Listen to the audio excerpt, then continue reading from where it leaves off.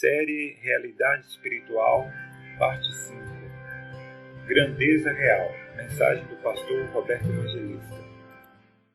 Vamos ler Jonas capítulo 3, versículos 1 a 10. Veio a palavra do Senhor segunda vez a Jonas, dizendo: Dispõe-te, vai à grande cidade de Nínive e proclama contra ela a mensagem que eu te digo. Levantou-se, pois, Jonas e foi a Nínive, segundo a palavra do Senhor. Ora, Nínive era cidade muito importante diante de Deus, e de 3 dias para percorrê-la. Começou Jonas a percorrer a cidade, caminho de 1 dia, e pregava e dizia: ainda 40 dias, e Nínive será subvertida. Ainda 40 dias, e Nínive será subvertida. Verso 5. Os ninivitas creram em Deus e proclamaram jejum e vestiram-se de pano de saco, desde o maior até o menor. Chegou esta notícia ao rei de Nínive. Ele levantou-se do seu trono, tirou de si as vestes reais, cobriu-se de pano de saco e assentou-se sobre cinza. E fez-se proclamar e divulgar em Nínive, por mandado do rei e seus grandes: nem homens, nem animais, nem bois, nem ovelhas provem coisa alguma, nem os levem ao pasto, nem bebam água. Mas sejam cobertos de pano de saco, tanto os homens como os animais, e clamarão fortemente a Deus, e se converterão, cada um do seu mau caminho, e da violência que há nas suas mãos. Quem sabe se voltará a Deus, e se arrependerá, e se apartará do furor da sua ira, de sorte que não pereçamos? Viu Deus o que fizeram, como se converteram do seu mau caminho, e Deus se arrependeu do mal que tinha dito lhes faria, e não o fez. Queridos, se tem algo que quase todo ser humano cobiça e procura, é a grandeza. A grandeza. Essa é a própria história da humanidade.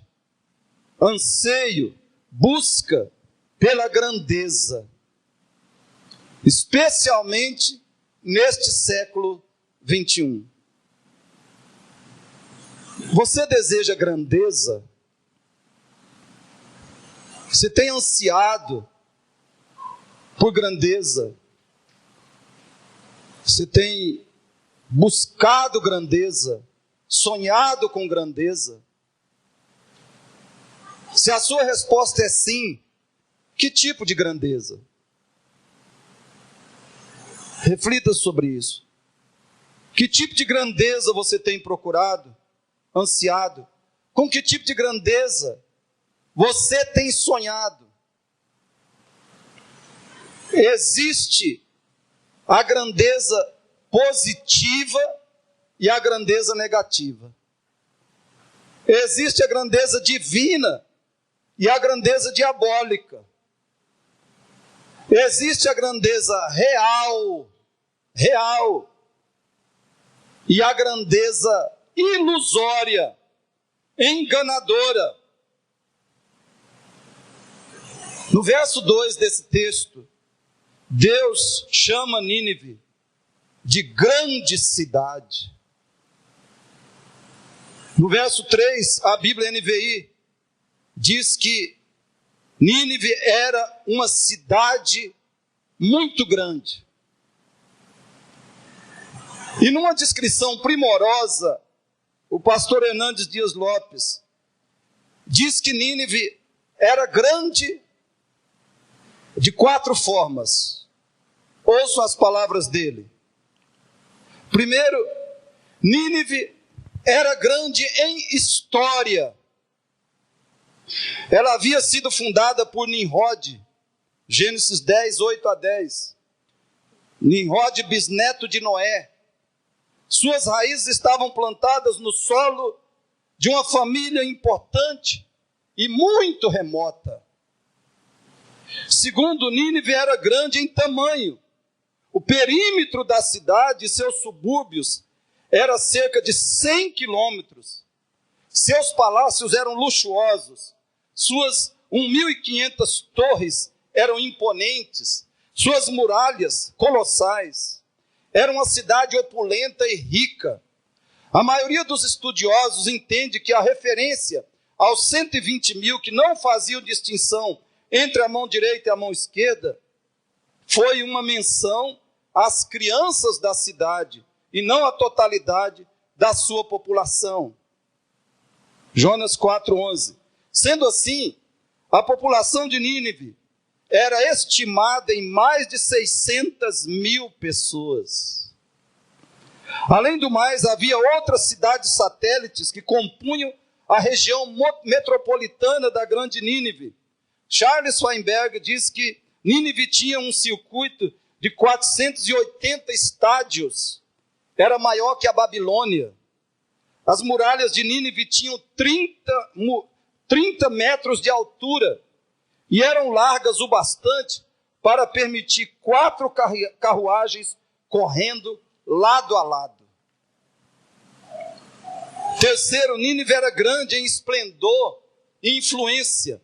Nínive era uma das principais cidades do Império Assírio e também a sua capital.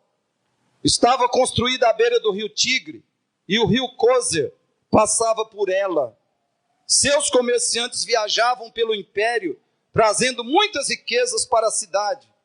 E o exército da Assíria era temido em toda parte.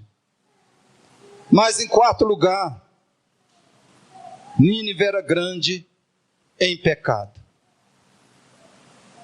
Nínive também era grande em pecado. Nínive foi uma cidade marcada pela malícia, Jonas 1:2, pela corrupção moral, 3:8, e pela violência, Jonas 3:8. Os ninivitas eram truculentos, sanguinários e cruéis. Eles despedaçavam suas vítimas sem qualquer piedade. O profeta Naum assim descreveu a cidade: ai da cidade sanguinária, toda cheia de mentiras e de roubo, e que não solta a sua presa. Naum 3, verso 1.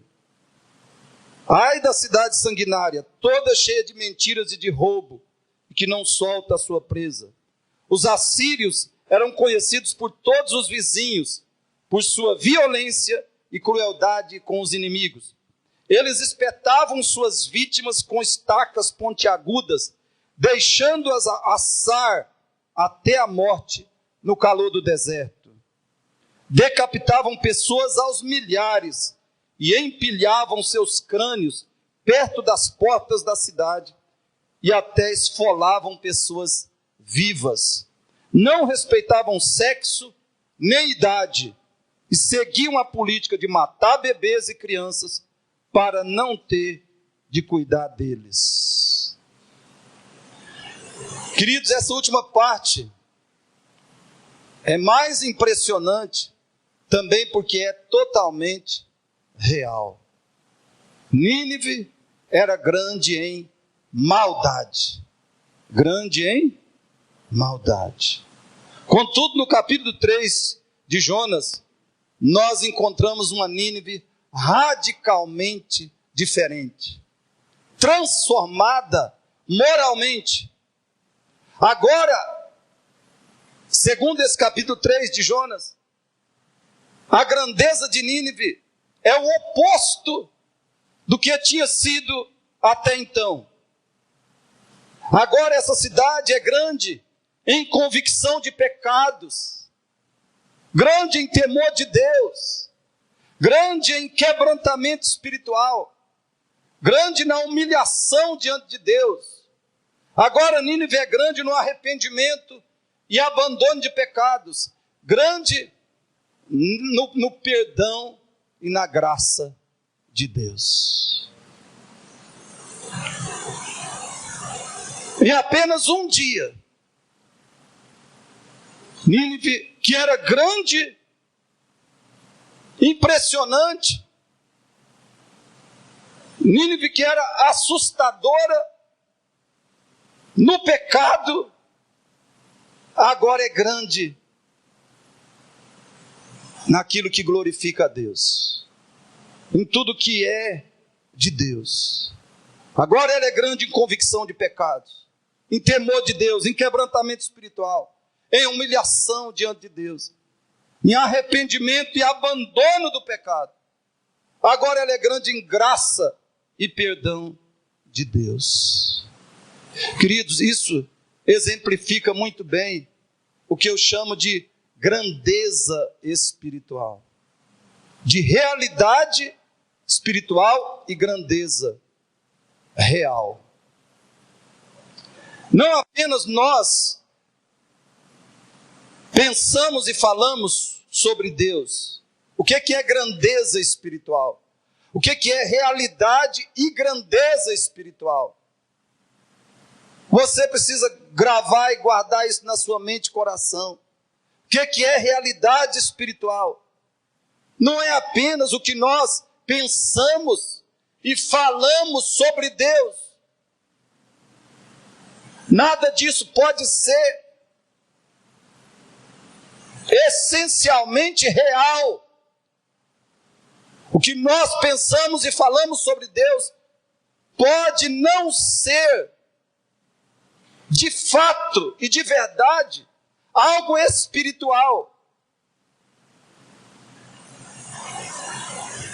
O que nós pensamos e falamos sobre Deus pode não ser espiritual. O que é realidade espiritual? É essencialmente o que nós sentimos, desejamos e fazemos movidos por Deus.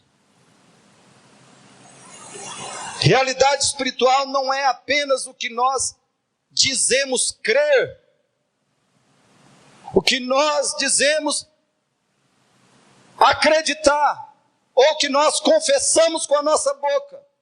Realidade espiritual não é o que está apenas na nossa mente, acerca de Deus.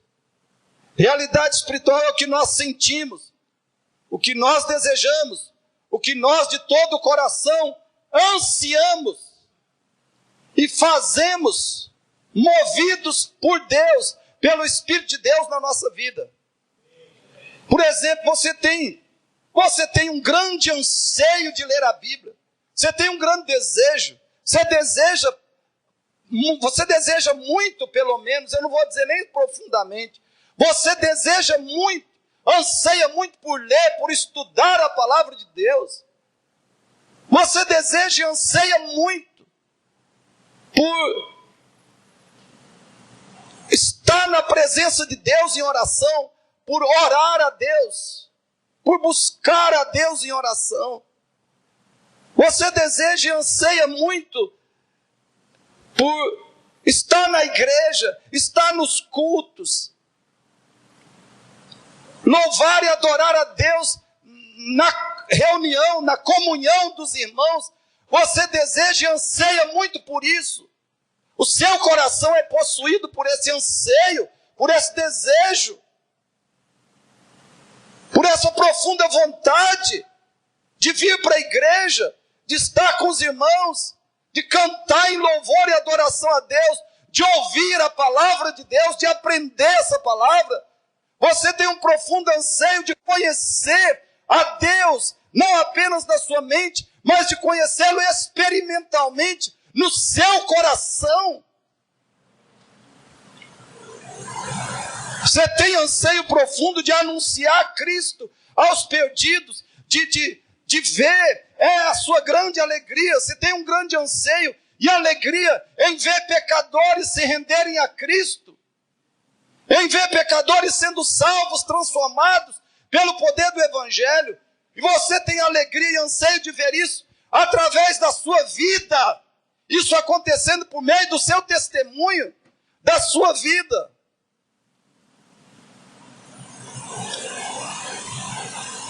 Você chora.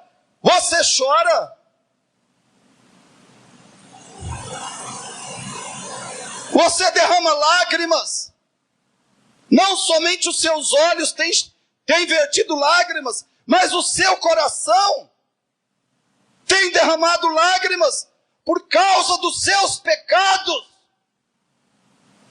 Seus olhos e o seu coração têm derramado lágrimas por causa da sua cobiça, do seu ciúme, da sua inveja, da sua murmuração, da sua maledicência, da sua ira, da sua impaciência, do seu maltrato, às vezes com a sua esposa, ou com o seu marido, ou com o seu filho, ou com o seu pai.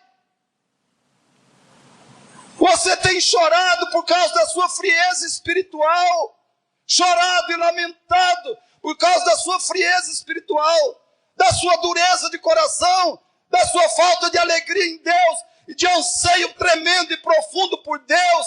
Você tem lamentado e chorado por isso.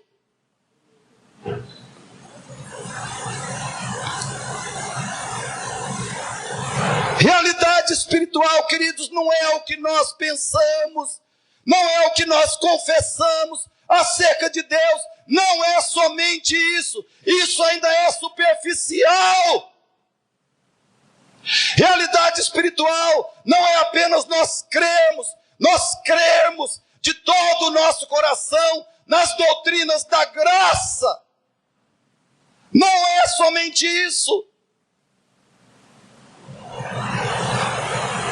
Realidade espiritual é o que nós profundamente sentimos, ansiamos, anelamos, desejamos e fazemos movidos pela paixão por Deus. A paixão ardente por Deus, isso é a realidade espiritual.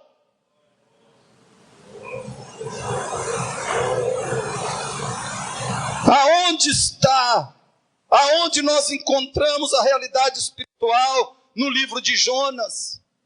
Não a encontramos onde esperaríamos achá-la, no profeta. Nós a encontramos nos ninivitas, somente neles. Nos ímpios, nos perdidos, nos pagãos. É neles que nós vemos a realidade espiritual nesse livro. Não vemos realidade espiritual no profeta, que devia ser, era ali que devia estar a maior concentração, a maior manifestação de Deus, do anseio por Deus, da alegria em Deus, do louvor a Deus, da submissão a Deus, do fervor espiritual, da obediência a Deus. Era em Jonas que tinha que estar a maior manifestação, a concentração da realidade espiritual. Mas não vemos isso no profeta, vemos isso nos ninivitas, onde ninguém esperaria. Onde está a grandeza real no livro de Jonas? Somente nos ninivitas. Quem é grande nesse livro? Apenas essas pessoas. Por isso eu espero que você atente para isso. Você queira ouvir, esteja disposto a ouvir. Antes de falarmos dos sinais, os sinais da grandeza espiritual nos ninivitas, eu quero reforçar a sua compreensão do que é realidade espiritual. Vejamos alguns casos concretos que revelam a realidade espiritual em nós, ou a ausência dela. Escute com atenção. Primeiro caso concreto. 2 mulheres procuraram o pastor, quase ao mesmo tempo. Elas eram praticamente da mesma idade, e elas tinham sofrido uma dor muito grande, uma perda irreparável, terrível. Praticamente o mesmo tipo de perda, profunda, irreparável, perda terrível. Essas 2 mulheres tinham sofrido. Então o pastor lhes mostrou o ensino das Escrituras acerca daquela situação específica, experiência específica, cada uma estava passando. O pastor lhes mostrou o ensino das Escrituras acerca daquela situação. como elas deviam se posicionar, e como elas deviam agir, como elas deviam se portar diante daquela experiência tão dolorosa. E o pastor leu para elas a mesma passagem bíblica e deu para cada uma o mesmo livro para que elas lessem. Mesma passagem bíblica, mesmo livro. E depois de um mês, uma voltou. Cerca de um mês, uma voltou e disse para o pastor, escute o que ela disse: quando eu comecei a ver o que Deus me deu, o que eu tenho em Cristo, o que Cristo é para mim, eu percebi que eu posso suportar qualquer coisa. Se eu tenho Ele, eu tenho paz e satisfação em qualquer situação. Atente para que essa serva de Deus está falando, queridos. Quando eu comecei a ver o que Deus me deu, o que eu tenho em Cristo, o que Cristo é para mim, eu percebi que eu posso suportar qualquer coisa. Se eu tenho Ele, eu tenho paz e satisfação em qualquer situação. Logo depois, um dia ou dois depois, veio a outra mulher. E ela disse para o pastor: pastor, gostei muito do que você falou. É maravilhoso. Eu li o livro e creio em tudo. Não é verdade? Mas pastor, que diferença isso faz se eu perder essa pessoa? Eis aqui, irmãos, eis a questão. Gostei muito do que você falou. É maravilhoso, eu li o livro e creio em tudo. É verdade. Mas pastor, que diferença isso faz se eu perder essa pessoa? Eu estou desesperada. Como eu posso viver com isso?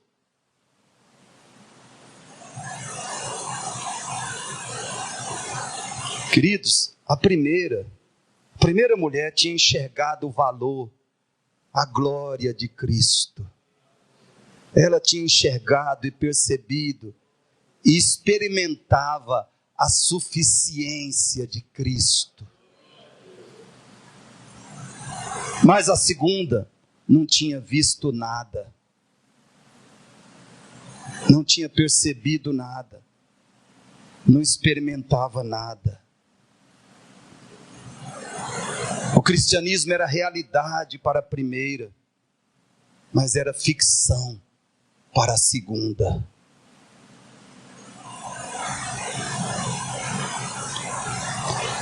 Outro exemplo, escute aí na sua Bíblia, escute aí, escute, Mateus 26, 69 a 64, preste atenção. Ora, estava Pedro assentado fora do pátio, e aproximando-se uma criada lhe disse: também tu estavas com Jesus o Galileu. Ele, porém, o negou diante de todos, dizendo: não sei o que dizes. E saindo para o alpendre, foi ele visto por outra criada, a qual disse aos que ali estavam: esse também estava com Jesus o Nazareno. E ele negou outra vez, com juramento: não conheço tal homem. Logo depois, aproximando-se os que ali estavam, disseram a Pedro: verdadeiramente és também um deles, porque o teu modo de falar o denuncia. Então começou ele a praguejar, presta atenção, começou ele a quê? A praguejar e a jurar: não conheço este homem. E imediatamente cantou o galo. Estão vendo, irmãos? Esse é um homem que tinha convivido 3 anos com Jesus Cristo. É um homem que tinha dito: eu irei contigo aonde for necessário, e se for preciso eu morrerei contigo, Jesus, eu morrerei por ti. Porém, Cristo ainda era superficial na vida e no coração de Pedro. Faltava realidade cristã no coração e na vida de Pedro. Queridos, eu suspeito, dolorosamente, que isso é o fato da grande maioria dos que dizem seguidores de Cristo em nossos dias. Outro exemplo, Jó, capítulo 1, 20 a 22. Jó 1, 20 a 22 e 2, 7 a 10. Escute a palavra de Deus. Então Jó se levantou, rasgou o seu manto, rapou a cabeça e lançou-se em terra e adorou e disse: Nu saí do ventre de minha mãe e nu voltarei. O Senhor o deu, o Senhor o tomou. Bendito seja o nome do Senhor. Em tudo isso Jó não pecou, nem atribuiu a Deus falta alguma. Essa é a primeira fase. A coisa vai piorar muito. Jó perdeu todos os seus bens e todos os seus filhos. Mas ele diz: Nu saí do ventre, lançou-se em terra, adorou, diz: Saí nu do ventre da minha mãe, nu voltarei. O Senhor o deu, o Senhor o tomou, bendito seja o nome do Senhor. Em tudo isso Jó não pecou, nem atribuiu a Deus falta alguma. Capítulo 2, 7 a 10. Então saiu Satanás da presença do Senhor e feriu a Jó de tumores malignos, desde a planta do pé até o alto da cabeça. Jó, sentado em cinza, tomou um caco para com ele raspar-se. Então sua mulher lhe disse: Ainda conservas a tua integridade? Amaldiçoa a Deus e morre. 10. Mas ele lhe respondeu: Falas como qualquer doida? Temos recebido o bem de Deus e não receberíamos também o mal? Em tudo isso não pecou Jó com seus lábios. Deus e tudo que Jó sabia sobre Deus era real. No coração dele, na mente dele, na vida prática dele. Deus e tudo que Jó sabia sobre Deus era real. Contudo, a mulher de Jó era crente, mas Deus não era real para ela. Eu e você somos Jó ou mulher de Jó, espiritualmente falando. Nós somos Jó ou mulher de Jó.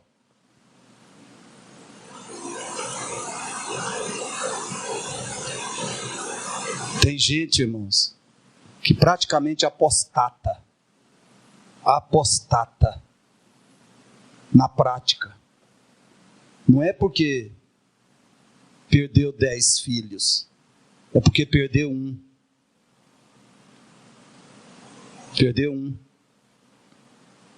Não é que perdeu, era o milionário do universo, o milionário do planeta Terra, e perdeu tudo. Era apostata porque perdeu o emprego.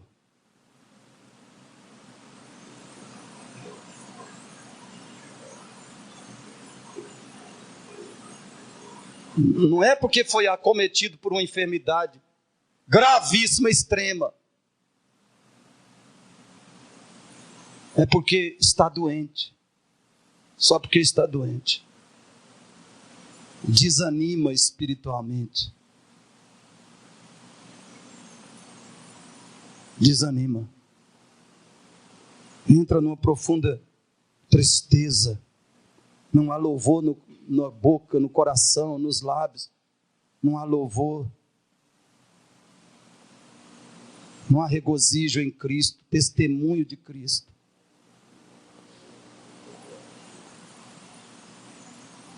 Queridos, por esses exemplos e outros, por esses exemplos e muitos outros que nós poderíamos apresentar, alguns crentes, nós observamos que alguns crentes podem parecer espirituais, podem parecer, porém outros não apenas têm realidade espiritual, eles têm um grande volume dessa realidade. Eles têm grandeza real. Grandeza real. Nos versos 5 a 9 desse texto, Jonas 3, nós aprendemos como a grandeza real começa e cresce em nós. Como os ninivitas passaram da grandeza ilusória para a grandeza real. Como eles passaram da grandeza enganadora, enganosa, para a grandeza autêntica. Como isso aconteceu com os ninivitas? Esse processo, queridos, foi feito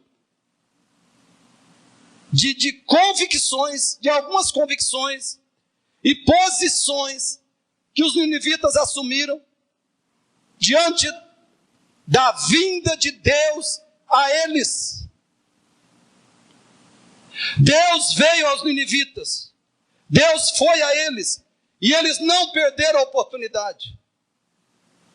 Eu quero que você lembre disso. Deus tem vindo a você. Deus tem vindo a você. Eu espero que você entenda, querido, que se você viver no pecado, está vivendo, se você está vivendo, intencional, principalmente você está vendo intencional e deliberadamente algum tipo de pecado, e se você continuar assim, se você cair no inferno, você pode saber de uma coisa: o juízo de Deus sobre você será incomparável, será numa proporção muito maior a sua condenação do que a daqueles que nunca entraram numa igreja bíblica e nunca ouviram a pregação bíblica. Deus tem vindo a você.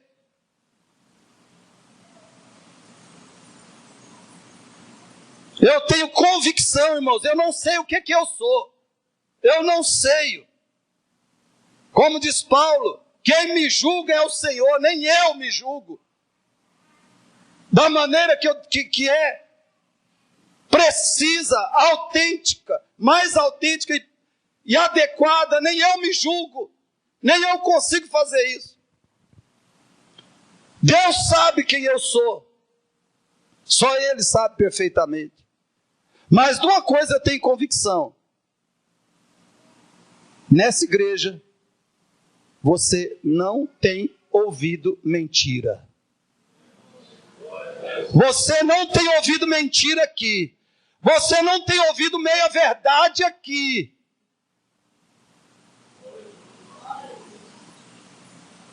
Lembre disso. Nessa igreja você não tem ouvido mentira. Nessa igreja você não tem ouvido meias verdades. Deus tem vindo a você com a verdadeira palavra dele. A verdadeira palavra dele. Deus foi aos ninivitas através do profeta Jonas. E talvez eu seja igual ou pior do que Jonas.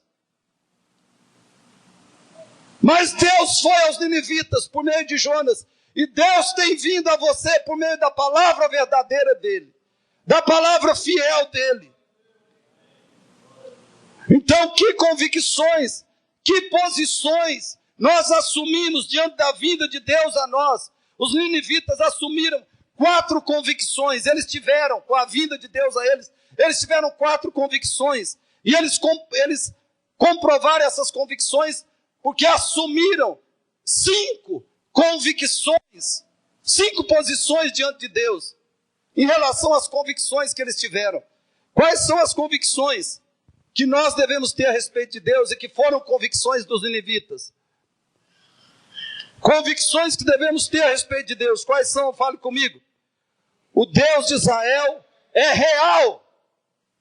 De novo, o Deus de Israel é real. Segundo, a palavra de Deus é real. Terceiro, o juízo de Deus é real. 4, a flexibilidade de Deus é real. Queridos, por essas convicções, eu pergunto, você tem essas convicções? Você tem essas convicções? Você tem convicção que Deus é real? Deus é real mais do que você é real. Mais do que o seu coração está batendo.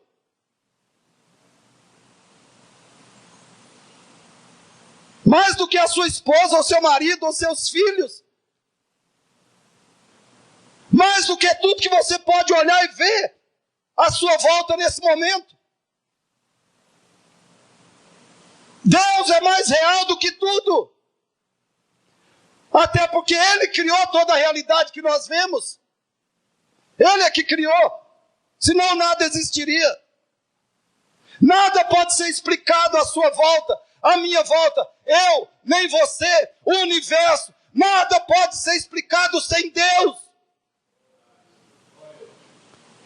Toda explicação que não inclui, que não pressupõe Deus no mundo, é uma explicação feita no vácuo intelectual, racional, no vácuo filosófico e no vácuo da realidade. Deus é mais real do que qualquer coisa.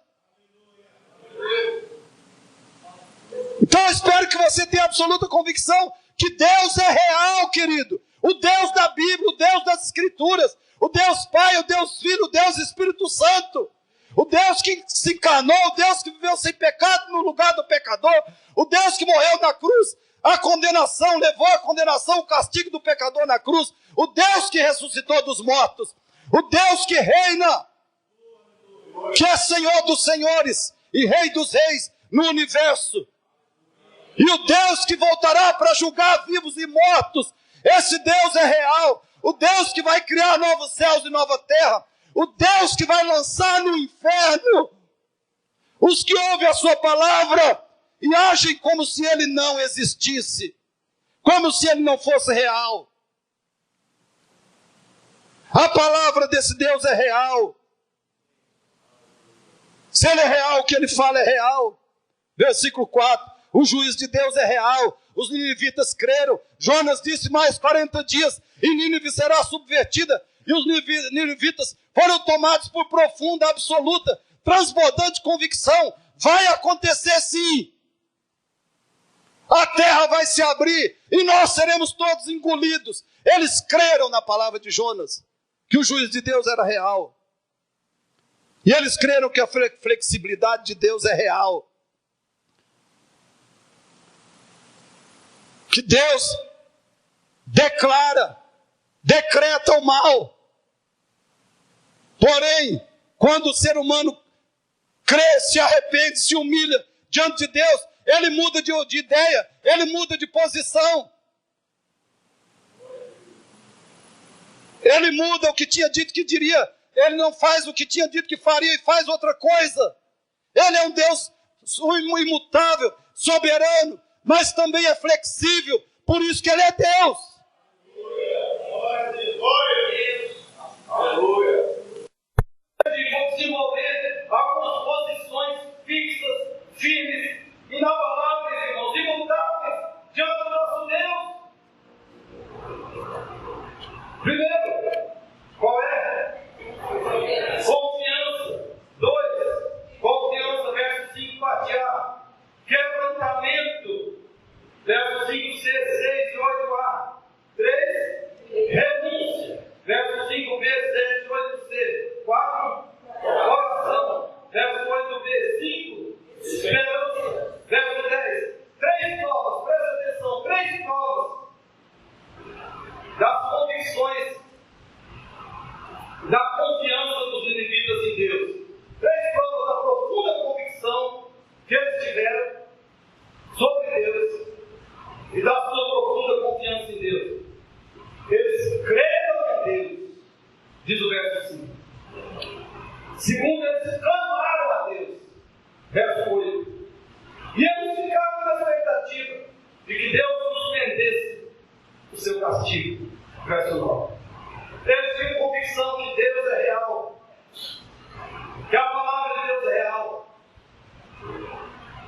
E eles confiaram nesse Deus.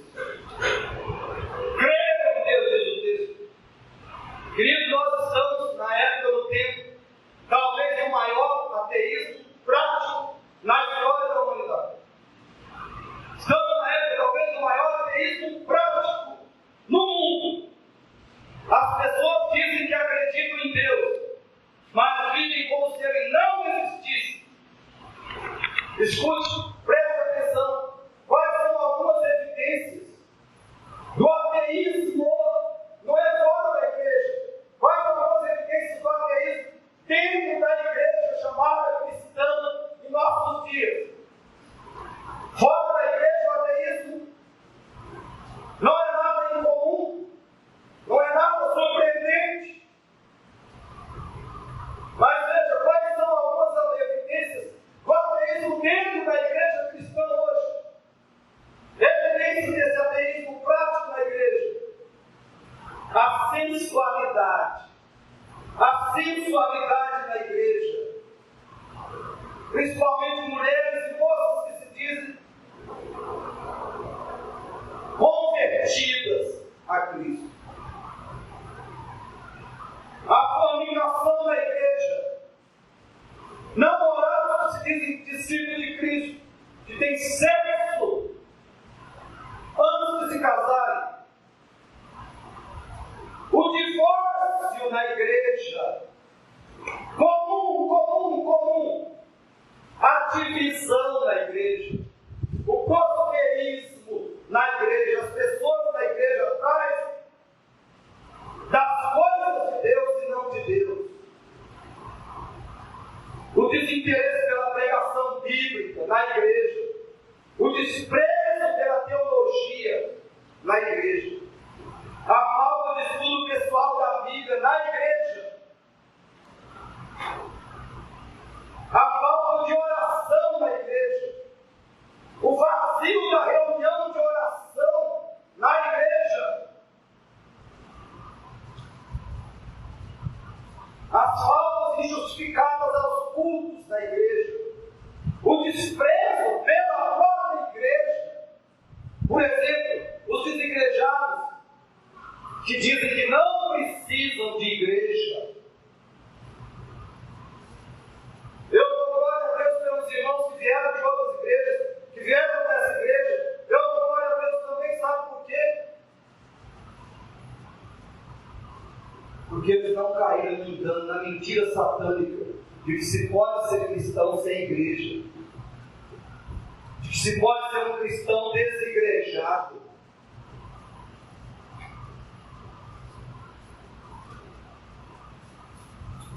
Você tem certeza que Deus é real?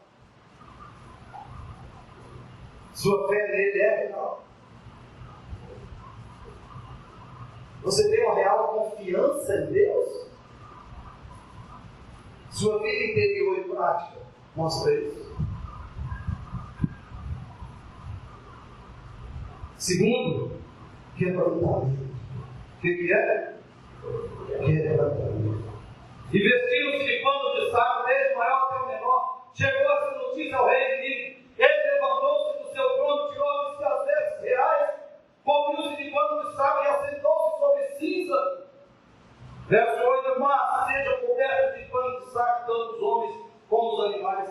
Os ninivitas mostraram esse quebrantamento através de 3 procedimentos. Primeiro, eles tiraram as suas vestes normais, tiraram as suas roupas comuns normais. Segundo, eles se vestiram de um pano grosseiro, que era conhecido como pano de saco. E terceiro, eles se assentaram em cinzas, quebrantados. Humilhação profunda diante de Deus. Esse gesto de tirar a roupa, vestir pano de saco, de se assentar em cinzas, esses gestos demonstravam uma grande tristeza, uma grande angústia, um grande lamento, um grande sofrimento, uma grande humilhação e um grande, nesse caso aqui, um grande arrependimento. Glória a Deus. Sempre que homens e mulheres de Deus da Bíblia se vestiam de pano de saco, eles estavam manifestando isso. Grande tristeza, angústia, lamento, sofrimento, humilhação profundo arrependimento de pecados. Queridos, o fruto, o poder do Espírito serão realidade em nós quando houver quebrantamento de Deus em nosso coração. O fruto do Espírito, o poder do Espírito se manifestará em nós se houver em nós quebrantamento de coração, quebrantamento espiritual. O pré-requisito para isso, pré-requisito para o fluir do Espírito Santo em nós, é colocarmos o pano de saco e as cinzas dentro de nós, em nossas almas. Os ninivitas não colocaram pano de saco assim apenas nos seus corpos. Eles não se assentaram na cinza apenas exteriormente. Eles colocaram o pano de saco e as cinzas nos seus corações.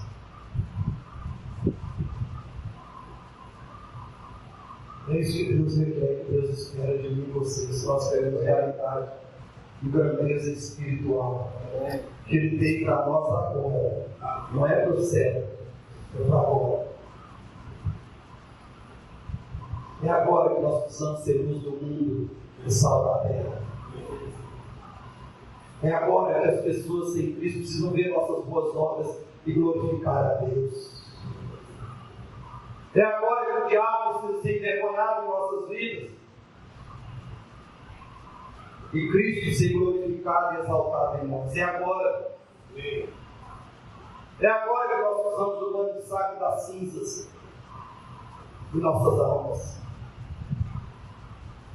É agora que as pessoas precisam ver o caráter de Cristo em nós, precisam ver o fruto do Espírito em nós.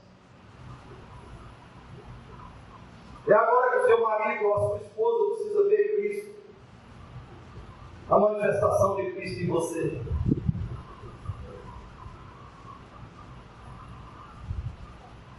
Terceiro lugar, renúncia, verso 5, bem 7, diz assim: e proclamaram jejum, e fez proclamar e divulgar em Nínive, por mandado do rei, e seus grandes, nem homens, nem animais, nem bois, nem ovelhas, provem coisa alguma, nem bebam ao pasto, nem bebam água.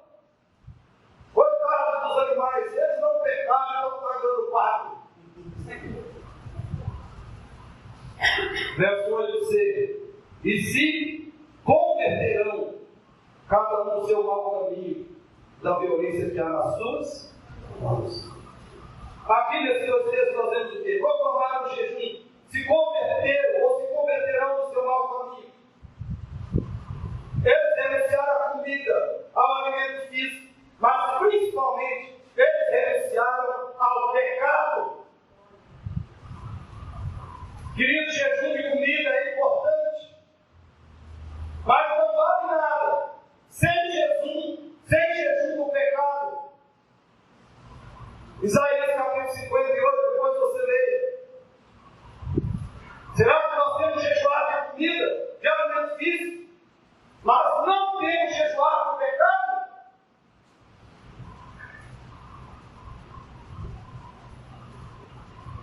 Nós queremos realidade espiritual? Então renunciemos. Renunciemos ao orgulho, à inveja e o ciúme. Renunciemos ao egoísmo, ressentimento e amargura. Renunciemos ao falso julgamento das pessoas, à maledicência, à fofoca e à murmuração. Renunciemos à impureza sexual. Renunciemos ao desperdício de tempo, internet, televisão. Renunciemos à idolatria da internet e da televisão. Renunciemos à dedicação excessiva às coisas materiais.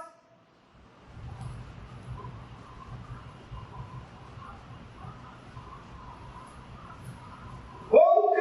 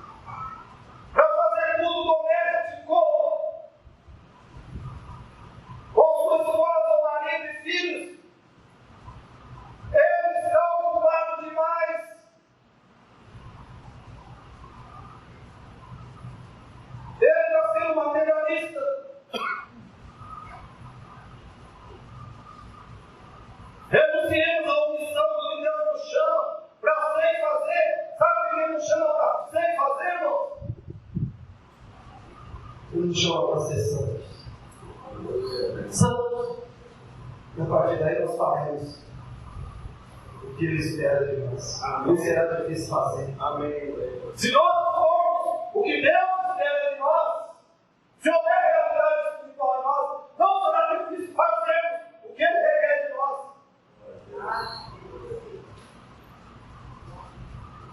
Você quer um cristianismo afetivo e experimental? Busque renúncia do pecado. Busque em Deus a renúncia do seu pecado. Amém. Contemple a glória de Deus. Davi disse uma coisa: peço ao Senhor e a buscarei, que eu possa contemplar a beleza do Senhor e meditar no seu tempo. Nós não recebemos, nós experimentamos realidade espiritual através de sacrifício. Nós experimentamos realidade espiritual através da contemplação do Senhor. Amém. Glória a Deus. Cuidado com essa história de pagar um preço. Se eu fizer o sacrifício que me custar,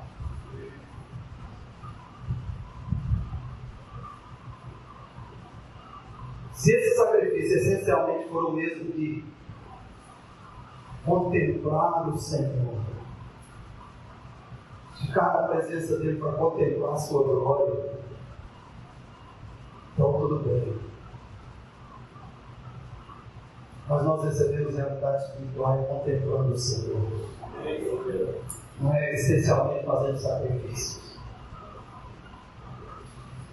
Uma coisa eu peço ao Senhor e a buscarei: eu posso habitar na casa do Senhor todos os dias da minha vida. Eu posso habitar na presença do Senhor todos os dias da minha vida. Para contemplar a beleza do Senhor. Meditar no seu reino. Glória a Deus. Na medida que nós crescemos nessa renúncia, crescerá em nós a experiência da presença de Deus. Amém.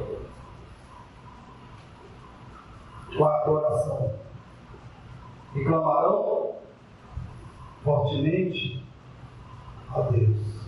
Verso 8, parte B. E clamarão fortemente a Deus. Queridos, preste atenção. Se nós queremos perdão, restauração, experiência com Deus em nossas vidas, nós temos que clamar fortemente a Deus. Você quer o perdão de Deus?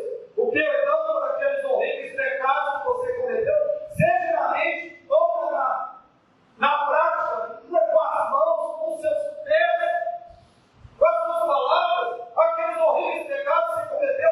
Todo pecado de Deus é horrível. Todo pecado é abominável a Deus. Você quer perdão? Você quer restauração espiritual? Você quer experiência com Deus? Clame fortemente a Ele. Amém.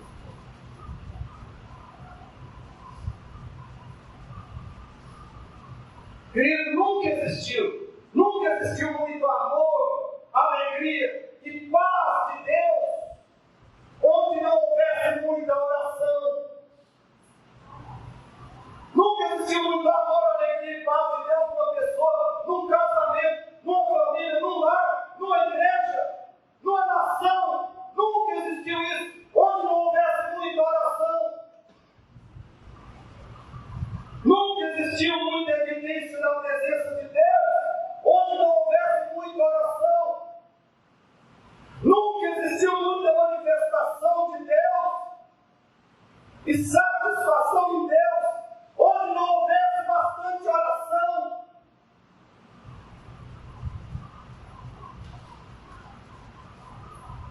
Você está clamando? Ou você está disposto a clamar fortemente a Deus?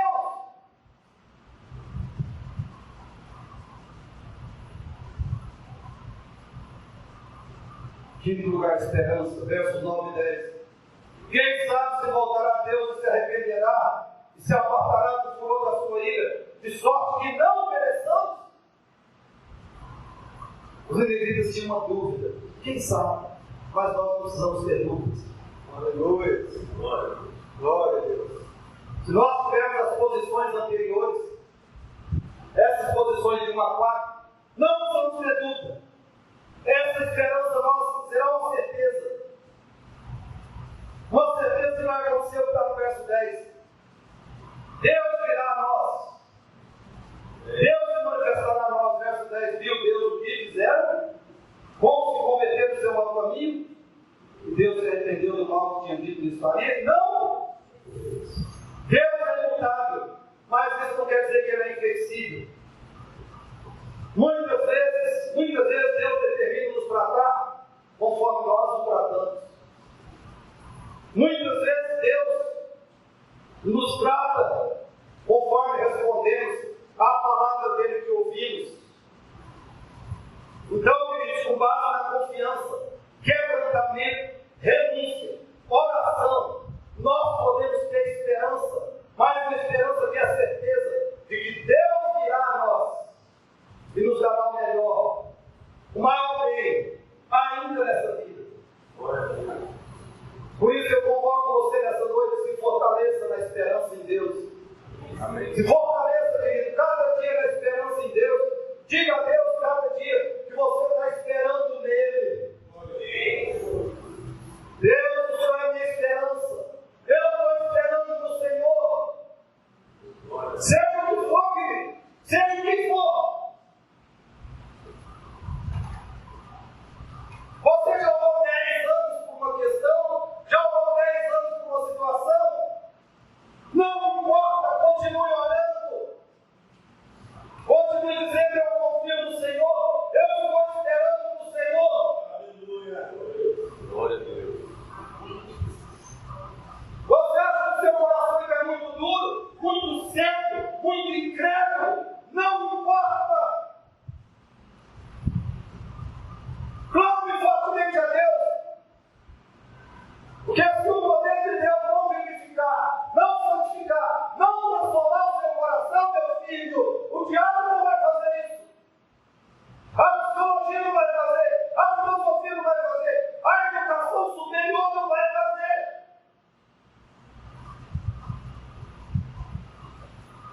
Nós precisamos esperar em Deus, confiar em Deus, descansar em Deus, perseverar em Deus.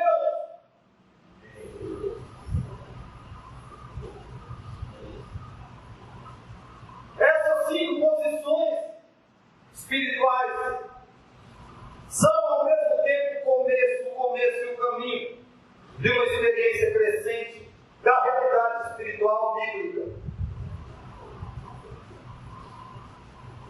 Concluindo, eu te pergunto novamente. Eu te pergunto, você deseja grandeza? Você deseja ser grande? Saiba que Deus tem grandeza para você. Amém. Deus tem grandeza para você. Essa grandeza se chama fruto do Espírito. Caráter de Cristo. Poder do alto. Plenitude de Deus. Glória a Deus. A Bíblia diz em Gálatas 5: mas o fruto do Espírito é amor, é alegria, é paz, é longanimidade, benignidade, bondade, fidelidade, mansidão, domínio próprio. E Paulo podia acrescentar esperança, confiança, louvor, gratidão. Glória a Deus. E muito mais. Glória a Deus. Deus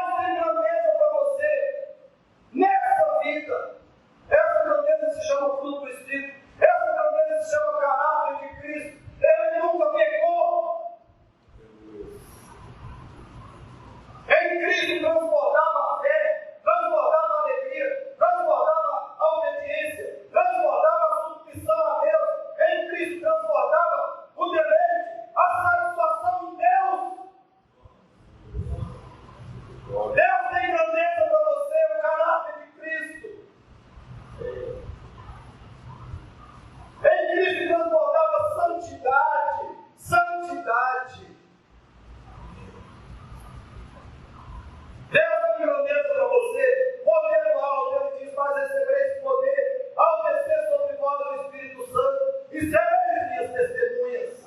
Deus tem grandeza para você, plenitude de Deus. Paulo agora ele fez, para que nós sejamos tomados de toda a plenitude de Deus. Isso é para nós agora, querido.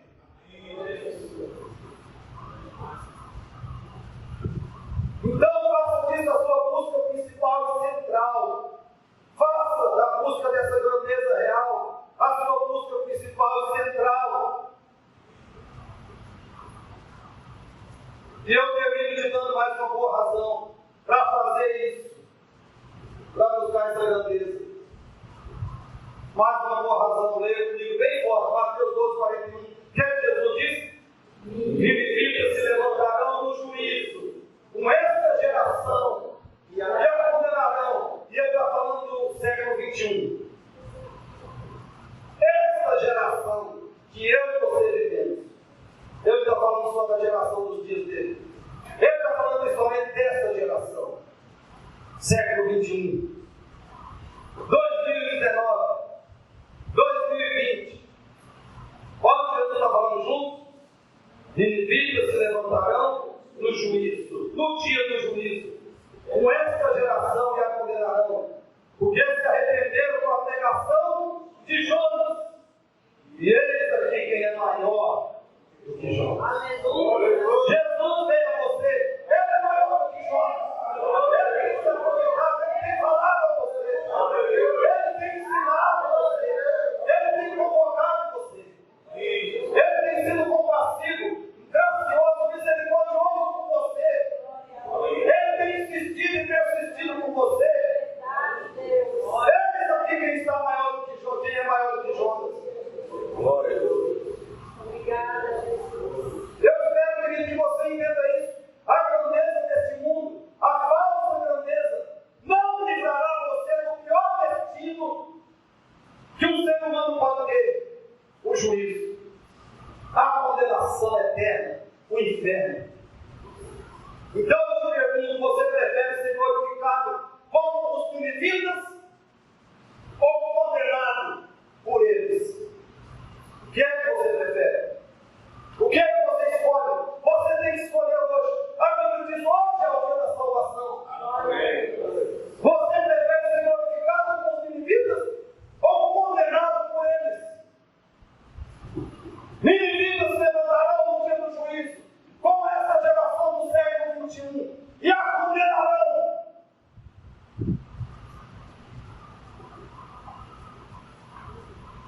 Eles serão glorificados, e essa geração condenada por eles. Porque aqui está quem é maior que Jonas. Glória a Deus.